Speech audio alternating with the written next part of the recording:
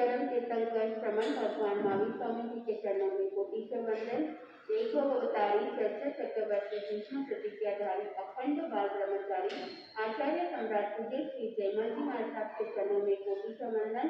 उन्हीं के 11वें पतितर तम सुबेरु सरल मना प्रशांत चेता आचार्य सम्राट श्री जी महाराज साहब जय गच्छाधिपति वैष्णव वाचस्पति वचन सूर्य साधक उन्नति हारी आत्म कवि 12वें पतितर आचार्य प्रवक्ति पार्थिव जी महाराज साहब घोर तपस्वी उपाध्याय श्री गुणवंत चंद्र जी महाराज साहब जैन समनी मार्ग के प्रारंभकर्ता अनुपेमा ध्यान प्रणेता प्रवचन प्रभावक मेरे जीवन उद्धारक पूज्य गुरुदेव डॉक्टर श्री पदम चंद्र जी महाराज साहब को वंदन करते हुए सभी गुरु भगवंतों को वंदन करती हूँ। स्वामी जी को विदित वंदन। नमो अनंत चौबीसे जगदानंद महावीर विनाय क्षेत्र महाकाली धर्मनिधि महाप्रभुवीर शूरवीर वीर तीरथ प्रतापी पौंसा भवजन तीर श्रीमंदिर प्रमुख प्रगट शंकर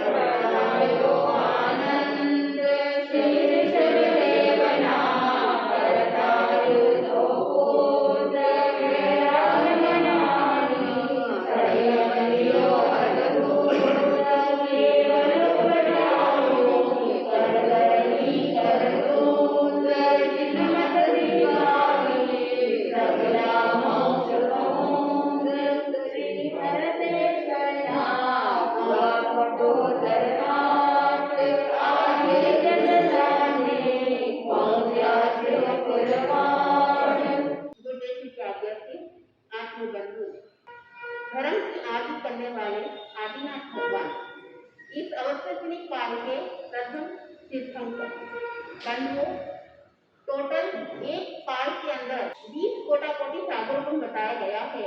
उसमें दो है, एक अवसर काल और एक उत्तर काल। अवसर काल के अंदर जहाँ पर गुण हो, द्रव्य हो, वर्ण गंध रस स्पर्श जो भी होता है वहाँ पे हीनता होती जाती है, यानी डिग्री होता रहता है। और उत्तर काल के अंदर ये सारी महानता होती है, वहाँ पे इंक्रीज होता जाता है। बंधुओं पहले आराम जो सुखम बताया है, जो 4 कोटि सागरों का है। दूसरे आरे के अंदर केवल सुखम जो 3 कोटि सागरों का है।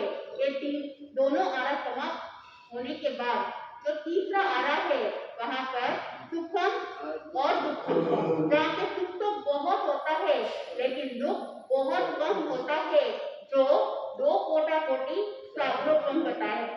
बंधुओं यहाँ पूर्ण होने से पहले 84 लाख पूर्व 3 वर्ष और 8.5 महीने जब शेष रह जाता है, उस समय सर्वार्थ सिद्ध विमान में 33 सागरों का आयुष भोग कर वहां से चलकर बंधुओं विनीता नगरी के अंदर राजा नाभि राजा एवं माता मरुदेवी के कुक्ष से वहां ऋषभदेव भगवान का जन्म होता है।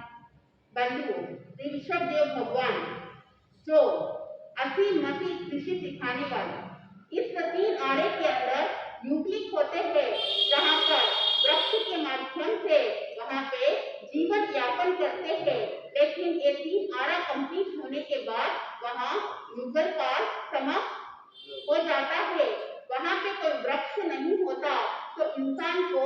अपनी जिंदगी कैसे जीना, किस तरह से जीना। बंधुओं, अगर आम जनता को इसका नॉलेज नहीं होगा तो वो अपनी जिंदगी को कैसे जी सकते थे। तो आदिनाथ भगवान ने सभी को वह कला सिखाई। पुरुष वर्ग के लिए 72 कला और महिलाओं के लिए 64 कला।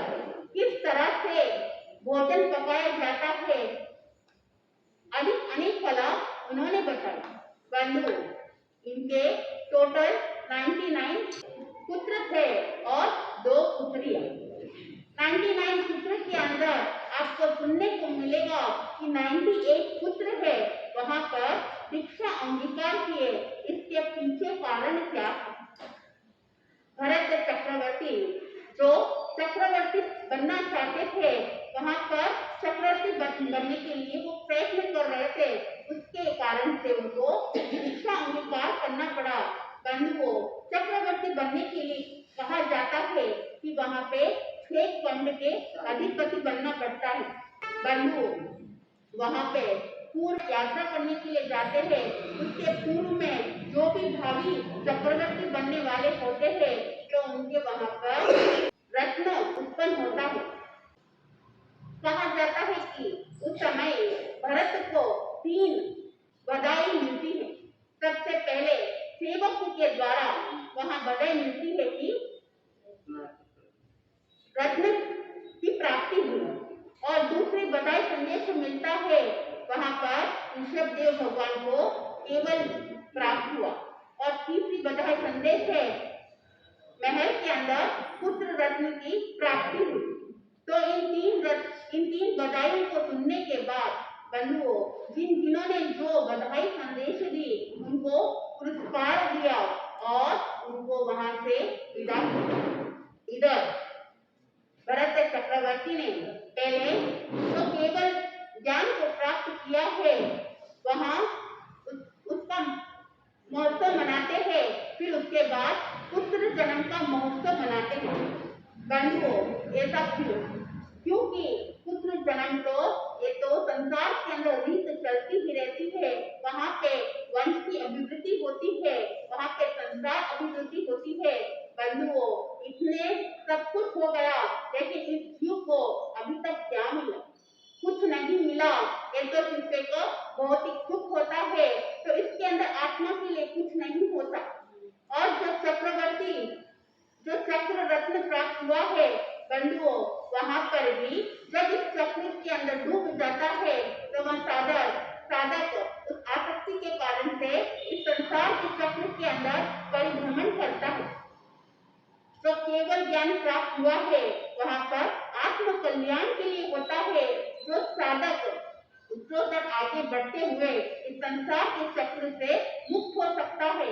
इसलिए भरत चक्रवर्ती ने पहले केवल ये जो प्राप्त हुआ उसका महोत्सव मनाया, फिर उसके बाद जन्म महोत्सव मनाया, और उसके बाद वहां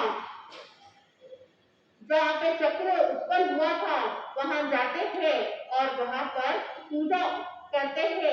उसके बाद बंधुओं, वहां पर उस चक्र को जीतने के लिए, चक्रवर्ती को पद को प्राप्त करने के लिए वहां पे 6 खंड को जीत कर आ जाते हैं। सभी महाराजा उनको अपने अधीन बना लेते हैं, लेकिन फिर भी वहां चक्रवर्ती अभी बन नहीं पाए। इसका क्या कारण था बंधुओं? सेकेंड महाराज आते हैं और उनको कहा कि अभी एक कार्य बाकी है, अगर वो कार्य पूरा हो जाएगा तो आप चक्रवर्ती पद को प्राप्त कर सकते हैं। उस समय उन्होंने कहा कि तुम्हारे जो सहोदर भाई है उनका अभी राज्य प्राप्त नहीं हुआ, वो अभी अधीनस्थ स्वीकार नहीं किया। जब तक वो स्वीकार नहीं करेंगे तब तक ये कार्य सिद्ध नहीं हो सकता है। तब भरत चक्रवर्ती के मन में आया कि भाई को तो क्या हुआ, लेकिन मुझे तो प्राप्त करना है। तो वो अपने भाई के पास वो संदेश पहुंचाते कि अधीनता स्वीकार करो। लेकिन सहोदर भाई ने सोचा, सभी एकत्रित होते हैं और सोचा कि जो राज्य हमको दिया है वो किसने दिया, पिताजी ने दिया है और भाई का कोई हक नहीं है, वो अपना राज्य सुखपूर्वक कर रहे हैं और हमारा राज्य क्यों लेना चाहते, हमें भी सुखपूर्वक भोगने दो। लेकिन बंधु कुछ हल नहीं निकल रहा था। उन्होंने सोचा ऐसा क्या करे कि समस्या का समाधान मिल जाए। तो वहाँ 98 पुत्र वो सारे ऋषभदेव भगवान के पास जाते समस्या का समाधान के लिए और उनको कहा कि आपने जो राज्य दिया वही हम भोग कर रहे हैं, लेकिन भाई लालची हो गए, लोभी बन गए, वो हमारे राज्य को भी अपने पास रखना चाहते हैं।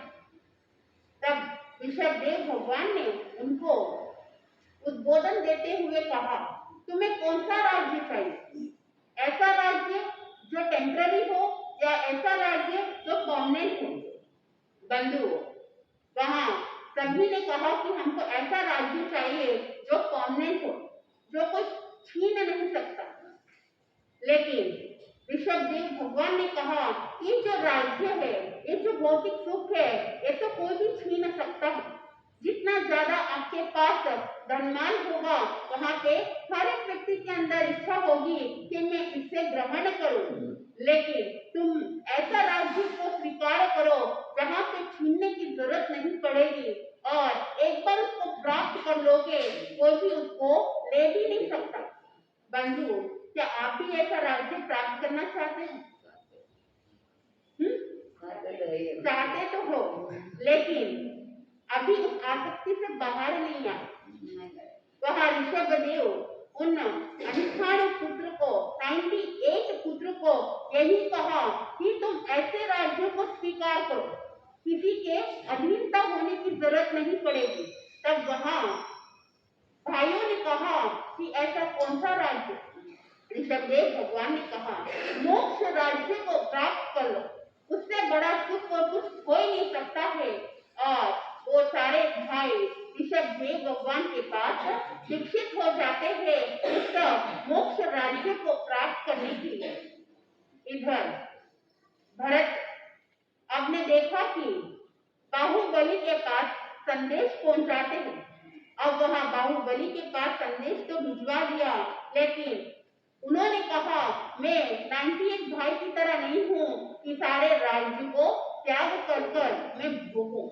बंधु तो वहां बाहुबली ने सेवक के द्वारा मैसेज पहुंचा दिया कि लड़ाई के लिए तैयार हो जाओ, लेकिन मैं अधीनता स्वीकार नहीं करूंगा। इस लड़ाई के माध्यम से देखेंगे कि कौन किसका अधीनता बनता है। बंधुओं संसार के अंदर लड़ाई किसके कारण से होती है? 3 चीजों के कारण से लड़ाई होती है, धन, जोड़ो और जमीन।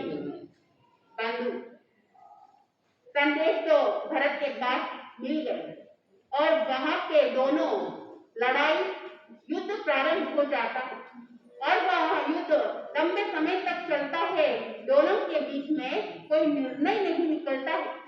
शकेंद्र महाराज वहां उस युद्ध भूमि में पधारे और कहा जो तुम लड़ाई कर रहे हो, जो तुम युद्ध कर रहे हो, इसके अंदर से जो सैनिक है उनको हानि पहुंच रही है, जो निरपराधी है वहां पे मर रहे हैं, इनका कोई कसूर नहीं, तो तुम दोनों की लड़ाई के बीच में इतने लोगों की हिंसा क्यों कर रहे हो?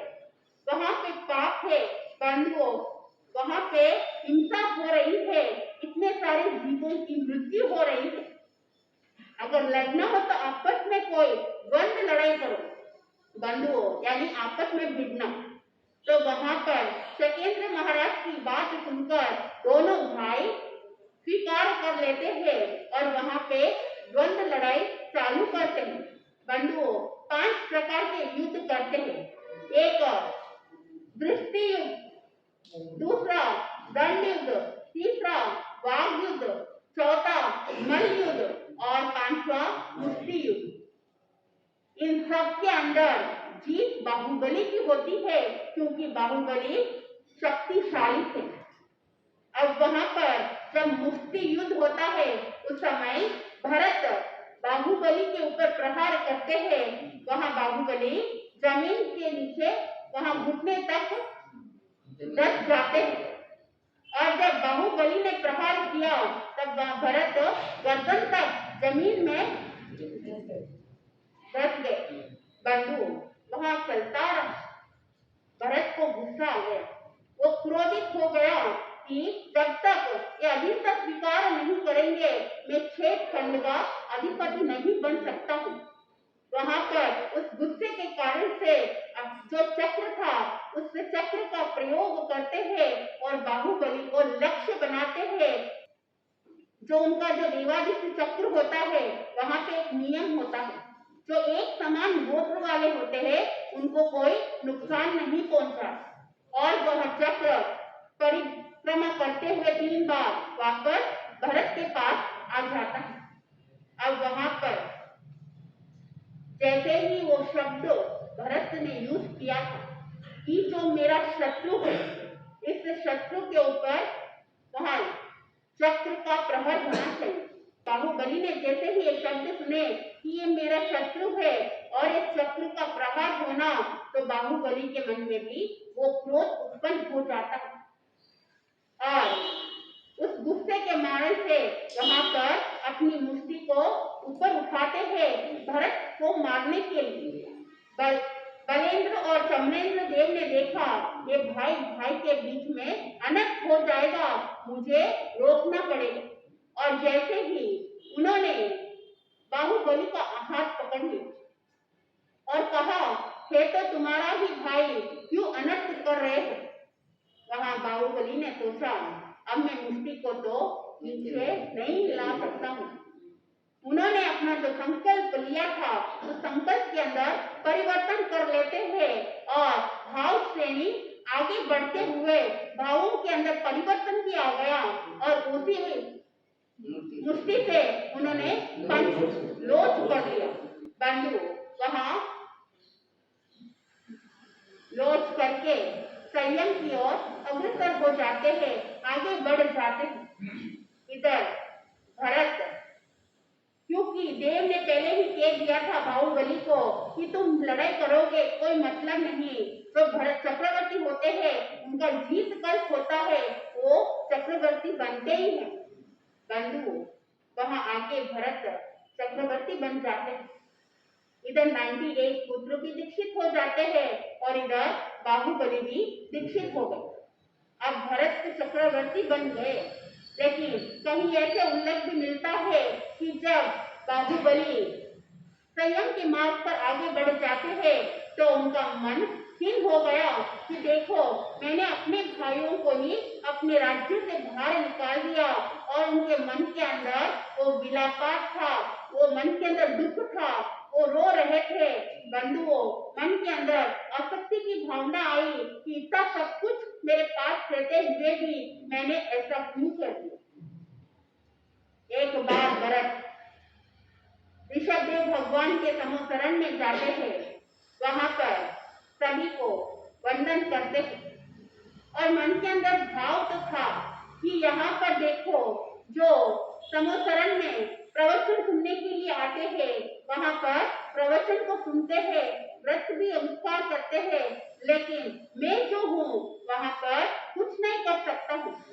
बंधु चक्रवर्ती कुछ नहीं कर सकते हैं, तो उनके मन में वो दुख हुआ कि मैं इतना पापी हूँ, मैं इतना भोग कर रहा हूँ, यहाँ से मैं कहाँ जाऊंगा, कहीं मेरी दुर्गति तो नहीं होगी। बंधु वहां पर भरत ने ऋषभदेव भगवान को पूछा कि मैं यहाँ से पार करके कहाँ जाऊँ, मेरी क्या गति होगी। तब ऋषभदेव भगवान ने कहा कि तुम चरम शरीर जीव हो, तुम आगे जाकर मोक्ष को प्राप्त करोगे। उस सभा के अंदर एक श्रोता ऐसा बैठा था जो सरोता का काम करता था। वहां पर जब सभा कंप्लीट हुई और वो पुनः अपनी दुकान पर आके बैठता है, बंधुओं वहां पर दुकान में अपना धंधा करने के बजाय वहां पर जो भी लोग आते हैं उनको गलत गलत बातें बोलता है कि ऋषभदेव भगवान जो भरत के पिताजी है, आज सभा के अंदर मोक्ष का पट्टे बांटे गए हैं। कोई भी आता जाता रहता है तो बुलाता है और कहता है कि आज पता है क्या हुआ। तब किसी ने कहा हमें नहीं पता, हम नहीं आए। तब वहां वो स्वर्णकार कहता है कि तुम्हें आना चाहिए था, तुम्हें देखना चाहिए था, ऐसा क्या हुआ। तो उसने बताया कि ऋषभदेव भगवान ने अपने पुत्र को मोक्ष का पट्टा बांधा बंधु। वहां स्वर्णकार उस बात को समझ नहीं पाया। हर श्रोता वहां बैठे थे, सभी ने अलग अलग एंगल से उसको ग्रहण किया। तो श्रोता ने उस स्वर्णकार ने भी अपने गलत एंगल से उसको ग्रहण कर लिया और पूरे गांव के अंदर वहां चर्चा का विषय बन गया, क्योंकि सारी बातें गलत गलत फैला रहा था। बंधुओं, जैसे ही एक बात भरत को पता चलती, अब आगे देखते हैं कि वह भरत उस स्वर्णकार के साथ क्या व्यवहार करता है, उसकी बुद्धि सद्बुद्धि होती है या नहीं, या उसी में अटका हुआ रहता है। आगे का प्रसंग जैसे जैसे आप सुनोगे आपको आनंद की प्राप्ति होगी। मैं अपने शब्दों को यहीं पे विराम देती हूँ।